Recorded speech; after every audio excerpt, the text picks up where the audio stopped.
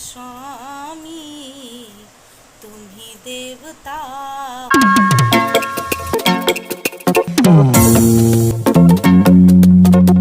Hello everyone, सभी लोगों को गुरु पूर्णिमा और सुप्रभात। तो गाइस, सभी लोगों का मेरे यूट्यूब चैनल पर स्वागत करती हूँ। और जो है समझ नहीं आ रहा क्या करें। सुबह से आज बहुत एक्साइटेड है। आज गुरु पूर्णिमा है, सभी लोगों को पता है। तो मेरे गुरुदेव को शत शत प्रणाम। और कहा जाता है गुरु सबसे बड़ा होता है, और इसके बारे में बहुत सी बातें हैं, बहुत सा ज्ञान है मेरे पास, लेकिन इस छोटे से कम समय में हम आप लोगों नहीं दे पाए कि गुरु हमारी लाइफ में हमारे लिए क्या होता है। तो गाइस, हमेशा की तरह मैं नहा के आई, मेरी पूजा हो गई, सूर्यदेव घर में सब कुछ। अब किचन में एंट्री होगी क्योंकि भगवान का भोग लगेगा और गुरु पूर्णिमा की पूजा होगी। जो आषाढ़ी आषाढ़ा बनाए जाते हैं उनकी, तो सारी चीज़ें आप लोगों के साथ शेयर करूंगी। बने रहिए हमारे ब्लॉग में एंड तक, कुछ ना कुछ ज़रूर देखने को मिलेगा, सीखने को मिलेगा। और वीडियो अच्छा लगे तो लाइक, सब्सक्राइब और शेयर करना है। तो चलिए गाइस, समय का अभाव है, जल्दी से चलते हैं किचन में।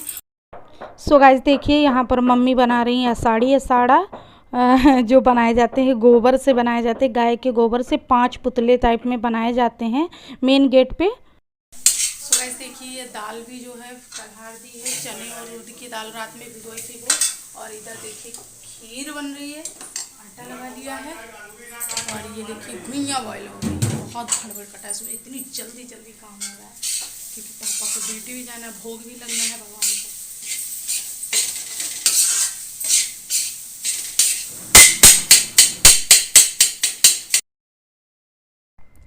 सो गाइस, यहाँ पर जो है घुइयाँ हमारी ठंडी होने के लिए मैंने रख दिया था उस पर डलिया में, लेकिन तब भी ठंडी नहीं हुई, बहुत गर्म है, छीलने में बहुत दिक्कत हो रही। लेकिन क्या करें, थोड़ी देर वेट भी नहीं कर सकते क्योंकि टाइम का हो रहा है, 9 बजने वाला है, 8:30 सवा 8 हो गया है। और पापा को ड्यूटी की देर हो रही है, वो जल्दी निकल जाते हैं। वैसे तो मम्मी बोल रही ये दे आएंगे जाके, लेकिन जो है हम सोच रहे लिए ही जाएं, क्यों कौन लेके जाएगा, पता नहीं कितनी देर में जाएंगे। तो यहाँ पर जो है सब्जी हमारी तैयार हो गई है और खीर भी तैयार हो गई है। और ये हम जो पूजा के लिए टिकिया बना रहे हैं, पूड़ी, जो गाय के लिए भी और भोग लगने के लिए मंदिर में भगवान का, और आषाढ़ी आषाढ़ा जियाए जाते हैं उसके लिए जो है हम पूड़ी बना रहे हैं। तो यहाँ पर जो है कढ़ाई हमारी गर्म हो रही है, इसी कढ़ाई में सब्जी बनाया अभी और पोंछ लिया है कढ़ाई। और वहाँ पे जो है पूड़ियाँ भी हम तैयार कर रहे हैं। और मम्मी अभी जो है कुछ काम कर रही, बिजी हैं, इसीलिए, वरना वो बेल देती है, हम निकाल लेते हो। ये देखिए मेरी पूड़ियाँ जो हैं बन रही हैं। और दाल बड़ी कचौड़ी बनी है, उसको बिड़ई बोला जाता है। मम्मी बोल रही थी रोटी टाइम, तो हमने कहा पूड़ी निकाल लो, रोटी रोटी चक्कर में ना पड़ो। और ये दोनों थाली लग गई, एक भोग की, एक आषाढ़ी आषाढ़ा की। और ये देखिए कचौड़ियाँ बन रही हैं हमारी, भिड़ई, सॉरी कचौड़ी, भिड़ई तो रोटी को बोलते हैं। और ये खीर और ये दाल रखी, इसी को भर भर के बना रहे हैं। दाल को अच्छे से फ्राई किया है, जीरा हींग डाल के सब। और यहाँ पर जो है देखिए मम्मी भोग लगा रही, इस तरीके से हमारे यहाँ भगवान को भोग लगाया जाता है। और ये थाली अभी यहीं पे रख दी जाएगी और जल से जो है थाली को अचवा दिया जाएगा और पानी से, और यहीं पर रख दिया जाएगा। जितने भी देवता हैं, अपने कुल देवता और जिनको भी आप मानते हैं अपने इष्ट देवता, सबका नाम लेके भोग लगाया जाता है त्योहार को हमारे यहाँ। उसके बाद ये जो आषाढ़ी आषाढ़ा मम्मी ने बनाए थे गोबर से, उनको जिया रही हैं, इनको भी जिलाया जाता है। तो वही खीर पूड़ी से इनको भी जिलाएंगे। फूल लिया है और पहले उनको नहला दिया है जल खींच के, उसके बाद जो है इनको खाना खिलाएंगी। और जो भी मन में वही अपने देवी देवताओं का नाम लिया जाता है। साल भर का त्यौहार है ये, अपने जो है हिंदू धर्म में पहला त्यौहार है ये। आषाढ़ी हमारी साल का पहला त्यौहार होता है, बहुत बड़ा त्यौहार माना जाता है। ये समझ लीजिए आज से त्यौहार होने शुरू हो जाएंगे, नई साल का हम लोगों का ये पहला त्यौहार माना जाता है। आज से सारे त्यौहार होने शुरू हो जाए। आज बहुत बड़े बड़े काम होते हैं, जो भी साधु संत लोग हैं उनको बहुत माना जाता है। दान पुण्य, खुराक, अंतर मंत्र जंत्र जो भी जगाया करा जाता है, हवन कथा सत्यनारायण जो भी होता है, आज बहुत बड़ा त्यौहार माना जाता है। तो गाइस, हमारी पूजा संपन्न हुई, भोग भी लग गया है और आषाढ़ी आषाढ़ा को भी जिया दिया गया है। उसके बाद गाइस हम यहाँ पर आए अपनी गाय को खिलाने के लिए। तो अपनी गाय माता बड़ी गाय को खिला दिया, फिर उसका बच्चा ये छोटी गाय को भी खिला रहे हैं। गाय में 33 करोड़ देवता पाए जाते हैं और तीज त्यौहार पे रोज़ मेरे यहाँ तो रोज़ चंदियाँ निकाली जाती है, लेकिन तीज त्यौहार पे बहुत ज़रूरी होता है खिलाना। उसके बाद जो है हम और मेरी बिटिया रानी खा रहे हैं।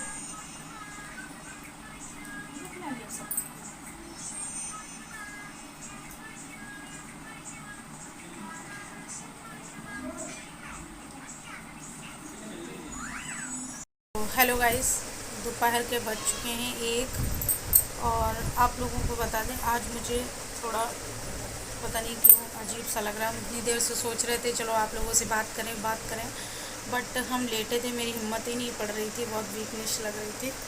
फिर मैंने कहा चलो उठाते हैं फ़ोन और बात करते हैं थोड़ा आप लोगों से। आज मुझे बहुत सारे काम हैं और अभी जा रही हूँ मैं तैयार होने।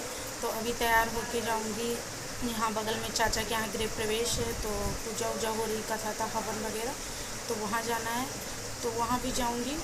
और फिर उसके बाद शाम को मेरे चाचा जी हैं और उनके बेटे का जो है बर्थडे है, मेरे सबसे छोटे देवर का, तो बर्थडे में भी इसको जाना है। वो आज ही के दिन गुरु पूर्णिमा वाले दिन हुआ था, तो बर्थडे में भी शाम को जाना है।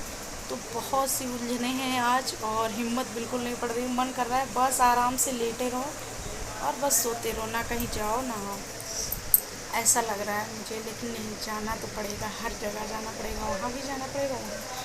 तो मैंने कहा चलो आप लोगों से बात कर लेते हैं। तो गाइस आज थी गुरु पूर्णिमा और मैं बहुत मिस कर रही हूँ अपने मायके को। और मेरे मायके में जो है मेला लगता है आश्रम में, 2-3 जगह ऐसे, 2 जगह मतलब बहुत भीड़ भाड़ होती है, भंडारा वगैरह होता था। हम लोग जब बचपन में छोटे थे तब बहुत जाया करते थे। और एक जगह जो है मेला लगता था, मैं पिक शेयर करूँगी अपने गुरुजी की, देख लेना यहाँ पर स्वामी जी। तो स्वामी जी के यहाँ जो है मेला वगैरह लगता था, तो मेला वगैरह लगता था और यही रखा। हाँ, ऐसे ही निकाल लो, गत्ता रखा रहने दो, जब काम निपट जाए तब फिर रख देना, पन्नी इसी में रख दो ऐसे।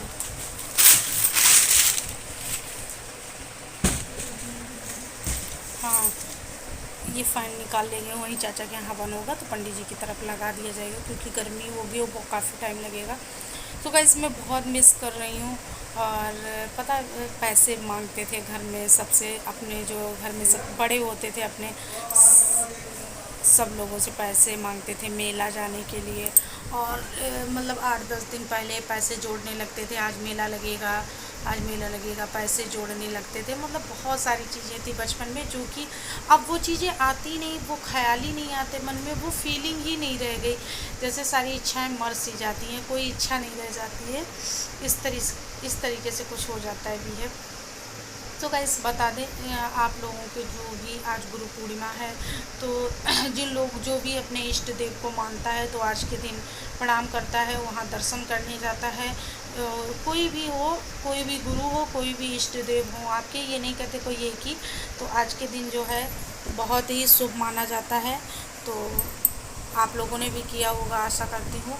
और गुरु जो है सबसे बड़ा, गुरु को एक भगवान के रूप में देखा गया है, भगवान के साथ समान देखा गया, सम्मान दिया गया है।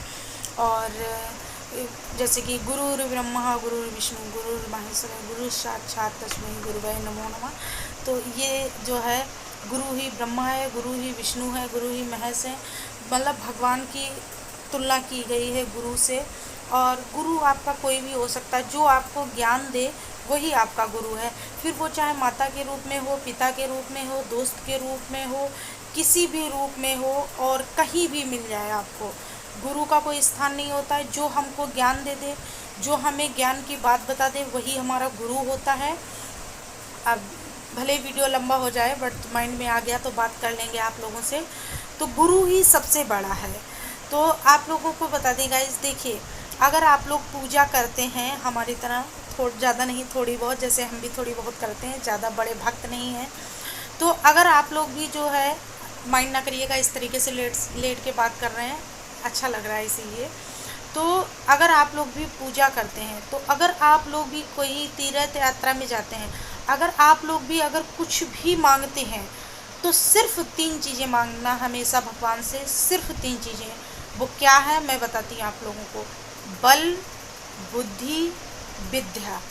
ये 3 चीज़ें आप मांगेंगे तो आपकी जीवन सफल हो जाएगा, आपका जीवन सरल हो जाएगा अगर ये 3 चीज़ें मांग ली।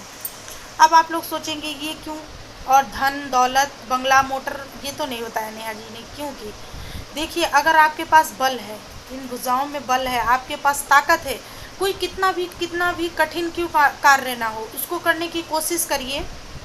उसको करने के लिए आपके पास बल होना चाहिए, ताकत होना चाहिए, तब वो कार्य आपका जरूर संपन्न होगा। बुद्धि, आपके पास जब दिमाग होगा तब आप उस कार्य को करने को, उस कार्य की जो है उसको सरल बनाने की आपके पास क्षमता होगी कि इस कार्य को हम किस तरीके से अपना सफल हों इसमें। जैसे कि कोई भी कार्य आप करने जाते हैं, वो कितना भी कठिन काम ना हो, तो आप उसको सुलझा लेंगे किसी तरीके से, क्योंकि आपके पास बुद्धि है। आप सोचेंगे इधर से नहीं हो रहा, ऐसे नहीं हो रहा तो ऐसे होगा, ऐसे नहीं होगा तो ऐसे होगा, क्योंकि आपके पास दिमाग होगा उस कार्य को करने के लिए। तो बुद्धि, विद्या, आपके पास ज्ञान होना चाहिए।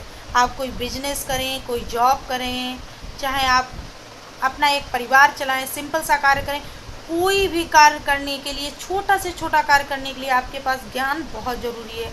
जब आपके पास ज्ञान होगा तभी आपका कार्य सफल होगा। तो अगर आपके पास ये 3 चीज़ें होंगी तो दुनिया की हर चीज़ आप जीत लेंगे। आपके पास किसी चीज़ की कमी नहीं रहेगी। बल होगा कार्य को करने के लिए, बुद्धि होगी कार्य को सुलझाने के लिए, विद्या यानी ज्ञान होगा उसको करने के लिए। तो जब आपके पास ये सारी 3 चीज़ें होंगी तो धन तो स्वाभाविक है होगा, हर चीज़ होगी। अब मुझे एक श्लोक याद आया, हो सकता है 10 साल हो गई उस श्लोक को पढ़े, कुछ शब्द मिस्टेक हो गया हो, माइंड ना करिएगा, बट थोड़ा बहुत याद है, बताएंगे आपको। श्लोक है इस तरीके से, आलस्यस्य कुतो न विद्यम, आलस्यस्य कुतो न धनम, आलस्यस्य कुतो न मित्रम, आलस्यस्य कुतो न सुखम। अर्थात इसका अर्थ ये होगा, हो सकता है कुछ वर्ड हम भूल गए हों, बट इसका अर्थ बिल्कुल सही बताएंगे। इसकी जो हिंदी हुई जाके, इसका अर्थ है कि आलस्य कुतो न विद्यम। आपके पास आलस होगा, आपके पास विद्या नहीं होगी। आपके पास आलस होगा, जब विद्या नहीं होगी तो आपके पास धन नहीं होगा। जब आपके पास धन नहीं होगा तो आपका कोई मित्र नहीं होगा, और जब आपका कोई मित्र नहीं होगा तो आपके पास सुख नहीं होगा। सबसे बड़ा सुख आप जीत सकते हैं एक आलस्य को छोड़ के। आप आलस्य छोड़ दीजिए, भगवान का नाम लीजिए, सुप्रभात में उठ के अपने भगवान को धन्यवाद बोलिए जिसने आपको इस मनुष्य का जन्म दिया है, जो कि बड़े पुण्य कार्य करने से मिलता है। आपको इस धरती पे पैर रखने से पहले अपने धरती माँ का धन्यवाद बोलिए जो आपका भार सह रही हैं, है ना। अपने भगवान को धन्यवाद बोलिए। तो आलस्य छोड़ दीजिए। माना कि जैसे आलस सबके अंदर होता है, बट उसको भगाने के लिए थोड़ी सी कोशिश करनी पड़ती है। आलस देखो, जब आपके पास विद्या नहीं होगी तो आपके पास ज्ञान नहीं होगा, आप धन ही नहीं कमा पाएंगे, क्योंकि आप जो है तुच्छ बुद्धि होगी तो आपको कुछ कार्य करने के लिए ज्ञान ही नहीं होगा। और जो आपके पास धन नहीं होगा तो आपका कोई मित्र ही नहीं होगा, क्योंकि आजकल पैसे वालों के ही मित्र होते हैं। और अगर आप पैसे वाले हैं, आप कितना भी बड़ा आदमी हो, आप उसके कितने भी सगे हो, आदमी जो है गरीबी से जो है रिश्ते भी छुपा लेता है। आप अगर अमीर आदमी हो तो लोग बताएंगे ये मेरी बेटी, मेरी बहन, मेरी बुआ, मेरी फ्रेंड XYZ, जितने भी रिश्ते हैं बताएंगे। अगर आप उस लायक नहीं हो तो लोग क्या कहते हैं, हाँ हैं मेरे जानने वाले हैं, बट ये नहीं बताएंगे ये मेरी बहन है, ये नहीं बताएंगे ये मेरी बुआ है, ये नहीं बताएंगे ये मेरी साली है, ये नहीं बताएंगे ये मेरी कौन है। अगर आपके पास धन है, आपके पास पैसा है, तो पता दूर का भी रिश्ता होगा तो नज़दीक का बताएंगे। अगर आप कितने भी दूर के, अरे वो तो मेरी बहन है, अरे वो तो मेरी साली है, अरे वो तो मेरी बहू है, वो तो मेरी बहू है। और अगर आपके पास धन नहीं है ना, आप किसी लायक नहीं है, तो समाज में आप खड़े भी होंगे तो आप लोग दूसरों को गिना देंगे पर तुम्हें नहीं गिनाएंगे। क्या कहेंगे, हाँ मेरे रिलेशन की लगती है, पर ये नज़दीकी रिश्ता नहीं बताएंगे। तो जब आपके पास धन नहीं होगा तो आपके मित्र नहीं होंगे, और जब आपके मित्र नहीं होंगे तो आपके पास सुख ही नहीं होगा, क्योंकि जब आपके पास बुद्धि, विद्या, धन कुछ भी नहीं है तो सुख कहाँ से होगा। तो गाइस, आलस को दूर भगाना है। तो आज गुरु पूर्णिमा में थोड़ा सा जो है मैंने बहुत बकबक कर ली, कुछ लोगों को मिर्ची भी लग रही होगी, बट प्लीज़ ऐसा ना करें। इच्छा हो तो देखिए, थोड़ा आया दिमाग में तो बोल दिया है। तो गाइस, सबसे बड़ा गुरु होता है, गुरु कोई भी हो सकता है, माता पिता, भाई, टीचर, जो भी हमको ज्ञान दे वो हमारा गुरु हो सकता है। गुरु की कोई जाति नहीं होती, किसी भी जाति का हो, अगर उसने मुझे ज्ञान दिया है तो वो मेरा गुरु है। वो कहीं भी मिल जाए, स्टेशन में, हॉस्पिटल में, रास्ते में, कहीं भी मिल जाए, किसी ने आपको ज्ञान की बात बता दी तो वो आपका गुरु है, उसको सम्मान देना चाहिए। फिर वो चाहे गरीब हो चाहे अमीर, गुरु गुरु होता है। तो चलिए गाइस, हम सोच रहे हैं गुरुवर तुम ही मेरे स्वामी, तुम ही देवता हो सारे जग के। जो भी कुछ दिया तुमने, जो भी कुछ दिया तुमने, वही है मेरे पास, वही है मेरे पास। जो भी कुछ मिला है, जो भी कुछ मिला है, आपने ही दिया है, आपने ही दिया है। तुम ही मेरे गुरुवर, तुम ही मेरे स्वामी, तुम ही मेरे स्वामी। आज जो भी कुछ हूँ जग में, आज जो भी कुछ हूँ जग में, आपकी मेहरबानी है, आपकी मेहरबानी है। आज जो भी कुछ हूँ मैं, आपका दिया है, आपका दिया है। तुम ही मेरे स्वामी, तुम ही मेरे गुरुवर, तुम ही मेरे गुरुवर। जैसा भी हूँ मैं, जैसा हूँ मैं, आपने बनाया। जो भी कुछ है अर्पण आपका दिया है, आपका दिया है। ऐसे ही मेहरबानी रखना गुरु जी, ऐसे ही सर पे मेरे हाथ रखना गुरुवर। यूं ही ये जीवन कटे तेरे चरणों में, यूं ही यही जीवन कटे तेरे चरणों में। तुम ही मेरे स्वामी, तुम ही मेरे गुरुवर, तुम ही देवता हो सारे जग के, तुम ही देवता हो सारे जग के। दीन बंधु दीनानाथ, दीन बंधु दीनानाथ, मेरी डोरी तेरे हाथ, मेरी डोरी तेरे हाथ। सर पे रख दो मेरे हाथ, दीन बंधु दीनानाथ। सो गाइस, इसका अर्थ यह है कि दीन बंधु दीनानाथ, दीन दयाल, आपके हाथ में मेरी डोरी है और सर पे रख दो मेरे हाथ, तो हो जाए कल्याण और पार हो जाए भवसागर से। तो चलिए गाइस, यहीं पर से हम अपनी बाड़ी को विराम देंगे और मिलेंगे नेक्स्ट ब्लॉग में। ब्लॉग कंटिन्यू चलता रहेगा, बट सेकंड पार्ट में जुड़ना। Bye bye all guys, love you all the best, take care.